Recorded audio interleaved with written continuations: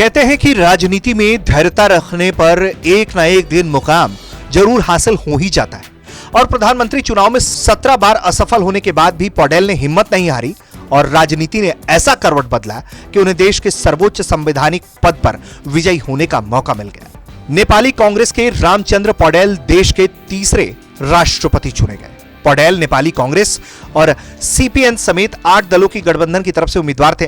उन्होंने चुनाव में संसद के 214 सांसदों और 352 प्रांतीय विधानसभा सदस्यों का वोट हासिल किया। पौडेल नेपाल की संसद में 17 बार प्रधानमंत्री का चुनाव हार चुके हैं। नेपाली कांग्रेस के प्रमुख शेर बहादुर देउवा ने ट्वीट करते हुए पौडेल को बधाई दी। उन्होंने लिखा कि मेरे मित्र रामचंद्र पौडेल जी को राष्ट्रपति चुने जाने पर हार्दिक बधाई।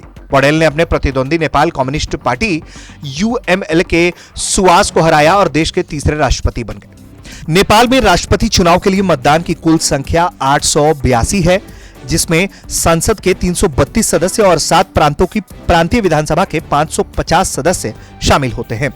चुनाव आयोग के प्रवक्ता ने बताया कि 518 प्रांतीय विधानसभा सदस्यों और संसद के 313 सदस्यों ने राष्ट्रपति चुनाव में मतदान किया। नेपाल में 2008 में गणतंत्र बनने के बाद से ये तीसरा राष्ट्रपति चुनाव था। कुछ राजनीतिक दलों ने मतदान का बहिष्कार किया तो कुछ दूसरे कारणों से अनुपस्थित रहे।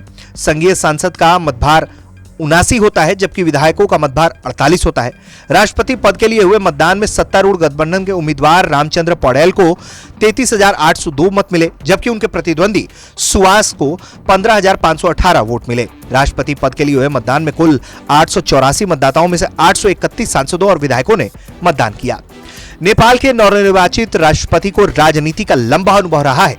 16 वर्ष की आयु से ही राजनीति में सक्रिय रामचंद्र पौडेल देश के राजतंत्र विरोधी आंदोलनों में सक्रिय रहे। देश में लोकतंत्र की स्थापना के लिए बढ़ चढ़कर हिस्सा लिया। 78 साल के पौडेल अपने 62 वर्षों के राजनीतिक जीवन में करीब 15 साल जेल में भी रहे।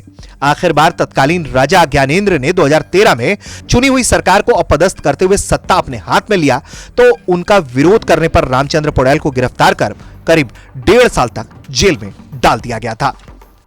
ब्यूरो रिपोर्ट, भारत तक।